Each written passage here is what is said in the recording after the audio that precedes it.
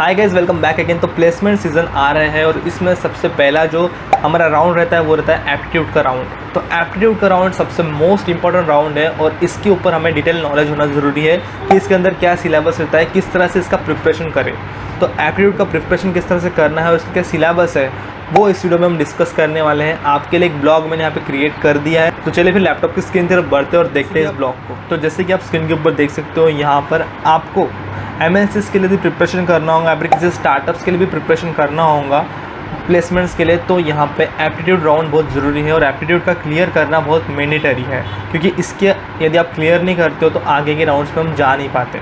तो यहाँ पे सबसे पहला जो एप्टीट्यूड में मेन है वो है क्वांटिटेटिव एप्टीट्यूड, जिसके अंदर हम मैथमेटिक्स से रिलेटेड सारे टॉपिक्स को पढ़ते हैं, जैसे कि यहाँ पे number system and number theory, percentage, profit and loss, ratio and proportion, time, speed and distance, time and work, और भी आप देख सकते हो। ये तो जितने भी टॉपिक्स आपको अभी दिख रहे हैं ये सारे के सारे एप्टीट्यूड में आते हैं। इनके हर साल 1 या 2 क्वेश्चंस तो रहते हैं। ये इन सब टॉपिक्स आपको 1, 2 या फिर कभी कभी 3 क्वेश्चंस भी मिल जाते हैं। तो इन सबको हमें प्रिपेयर करना है। बेसिकली इनको प्रिपेयर करने के लिए आपको इनकी प्रैक्टिस करना पड़ेगा और इनके ऊपर आपको कम से कम डेली 10 क्वेश्चन तो सॉल्व करने पड़ेंगे इन टॉपिक्स के ऊपर। तो आप इसे अच्छे से प्रिपेयर कर सकते हो। देन यहाँ पर सेकेंड है लॉजिकल रीजनिंग। लॉजिकल रीजनिंग बहुत ही इंपॉर्टेंट है, क्योंकि लॉजिकल रीजनिंग में हमें ये वैसे तो हार्ड नहीं रहता, लेकिन इसकी प्रैक्टिस बहुत ज़रूरी है। यदि आप एक बार कर रहे हो और फिर आप इसे छोड़ दे रहे हो तो आप भूल जाओगे, फिर से आपको उतनी एफर्ट्स यहाँ पर लगाने पड़ेंगे। तो इसमें जो टॉपिक्स है वो है syllogism and logical deduction. Syllogism बहुत बढ़िया टॉपिक है। कोडिंग, डिकोडिंग जो कि सिंपल टॉपिक है। ब्लड रिलेशंस ये थोड़ा सा हार्ड है लेकिन सिंपल है, आप यदि समझोगे इसे तो बहुत जल्दी समझ में आ जाएगा। Direction sense, series and sequences, analogies and classification का सफिशिएंसी क्वेश्चंस आते। पजल एंड सिटिंग अरेंजमेंट, यहाँ से क्वेश्चंस आते। पजल इतने नहीं आते जब मैंने देखे, लेकिन सिटिंग अरेंजमेंट के बहुत सारे क्वेश्चंस आते हैं कि 8 लोग एक टेबल के ऊपर बैठे हैं, सर्कुलर टेबल में 8 लोग एक राउंड एक रो में बैठे हैं, एक राउंड टेबल में बैठे हैं, इस तरह के क्वेश्चंस रहते हैं इसके अंदर। लास्ट है अजम्पशंस एंड इन्फरेंस, इसके ऊपर भी क्वेश्चंस आपको लॉजिकल रीजनिंग में देखने को मिलेंगे। थर्ड है यहाँ पे वर्बल एबिलिटी, जिसके अंदर आपको इंग्लिश के बारे में पूछा जाएगा, जैसे कि यहाँ पे grammar and sentence correction. Grammar यानी कि आपको सेंटेंस दिया रहेगा, उसमें से ग्रामर मिस्टेक कहाँ पे है, सेंटेंस को करेक्ट करो। ये आपको बहुत मेन है, यहाँ पे बहुत से मार्क्स कटते हैं स्टूडेंट्स के। बहुत से कैंडिडेट्स को ये नहीं आता है, तो इसकी प्रिपरेशन अच्छे से करना है हमें।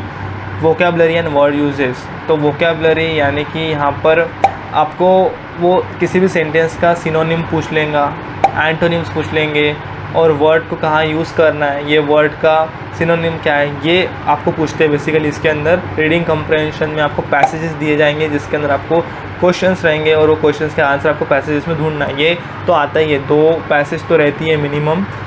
देन यहाँ पे पैराजम्बल्स यानी कि क्या है, पैराजम्बल्स यानी कि आपको जो सेंटेंस दिए गए हैं उनको अरेंज करना पड़ेगा। वो एक स्टोरी तरह रहेंगे, उनको अरेंज करना है आपको, और ये जल्दी से जल्दी आपको करना है।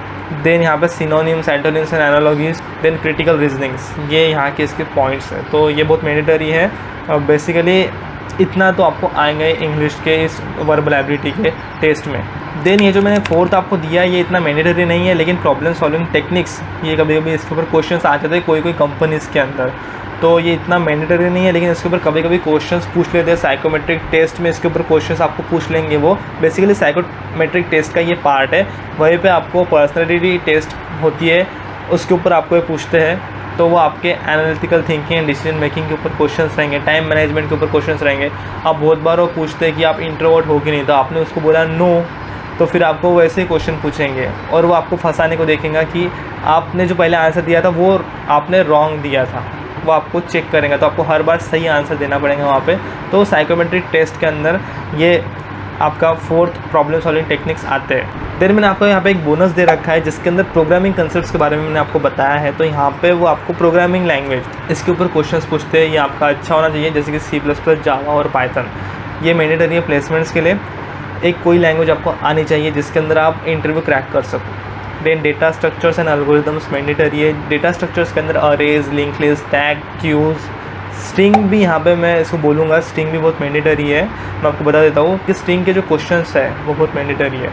एल्गोरिदम के अंदर सॉर्टिंग, सर्चिंग के, ग्राफ एल्गोरिदम वो बहुत ज़रूरी है, वो आपको कर लेने हैं। देन यहाँ पे ऑब्जेक्ट ओरिएंटेड प्रोग्रामिंग की कंसेप्ट्स वो भी प्लेसमेंट्स के लिए बहुत ज़रूरी है, जैसे कि यहाँ पे क्लासेस, ऑब्जेक्ट्स और उसके जो 4 पिलर्स हैं, इनहेरिटेंस, पॉलीमॉर्फिज्म, एनकैप्सुलेशन, एब्स्ट्रैक्शन, ये भी बहुत मैंडेटरी है, आपको ये भी प्रिपेयर कर लेना है। जब टेक्निकल राउंड्स की तरफ हम जब जाते हैं तो मोस्टली टेक्निकल राउंड इसके ऊपर ही होते हैं, वो आपको पूछेंगे या फिर आपको करके भी दिखाना पड़ेगा कोई कोई इंटरव्यूज़ के अंदर। प्रिपरेशन किस तरह से करना है, प्रिपरेशन स्ट्रैटेजीज मैंने आपको दे रखी है। सबसे पहले आपको एग्ज़ाम पैटर्न अंडरस्टैंड करना है, जिस भी एग्जामिनेशन के लिए आप जा रहे हो उसका एग्ज़ाम पैटर्न आपको अंडरस्टैंड करना है कि इसके लिए इतने मार्क्स है, ये इतने टाइम इसको दिया गया है, इस जैसे कि क्वांटिटी एप्टीट्यूड को इतना टाइम दिया है, वर्बल एबिलिटी को इतना, तो ये आपको देखना पड़ेगा सबसे पहले।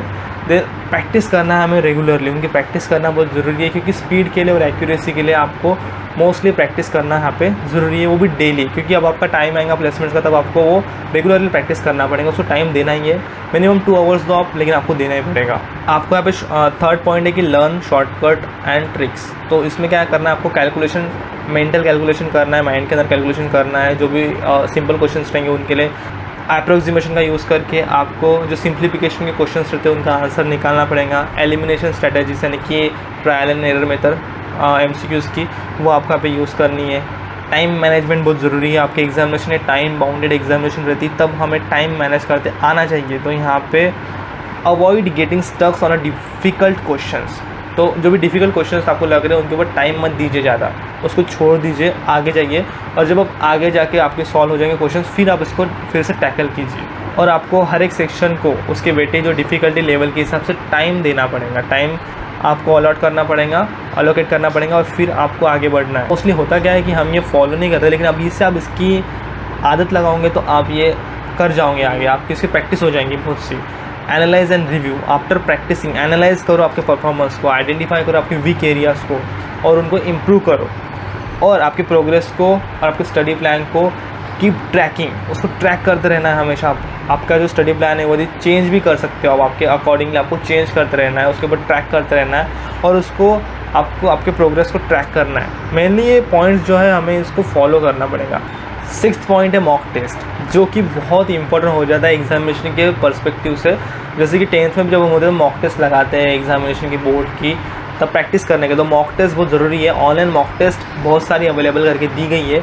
आपको एक ऐप का नाम बता दूँ, इंडिया बेस्ड, जहाँ पे आपको कई तरह के क्वेश्चंस मिल जाएंगे, वहाँ से आप वो क्वेश्चंस को सॉल्व कर सकते हो। और भी कई वेबसाइट्स है मॉक टेस्ट की, जहाँ से आप सॉल्व कर सकते हो क्वेश्चंस को, फ्री में मॉक टेस्ट अटेम्प्ट कर सकते हो। वो वेबसाइट्स की लिंक मैं आपको दे दूँगा डिस्क्रिप्शन बॉक्स में, और उसके ऊपर भी एक ब्लॉग जल्दी से जल्दी मैं क्रिएट कर दूँगा। आप कमेंट करके मुझे एक बार बता दीजिए, कंफर्म कर दीजिए, मैं उसके ऊपर एक ब्लॉग क्रिएट कर दूँगा जल्द से जल्द। देन यहाँ पे लास्ट पॉइंट है स्टे अपडेटेड। तो इस वीडियो के अंदर हमने एप्टीट्यूड का सिलेबस भी देख लिया और प्रिपरेशन टेक्निक्स भी देख ली है, तो इसको आप फॉलो कर सकते हो, आप इस ब्लॉग को रेफर कर सकते हो। और आगे मॉक टेस्ट के लिए यदि आपको एक वीडियो चाहिए तो मुझे कमेंट करके ज़रूर से बता देना, उसके ऊपर एक वीडियो मैं बना दूंगा। तो यदि गाइस आपको वीडियो अच्छा लगता है, यूज़फुल लगता है, तो वीडियो से लाइक करिएगा, आपके दोस्तों को शेयर कर दीजिएगा, और इसी तरह की वीडियो से सब्सक्राइब कर दीजिएगा। मैं मिलूंगा आपको अगली वीडियो से। जय हिंद, वंदे मातरम।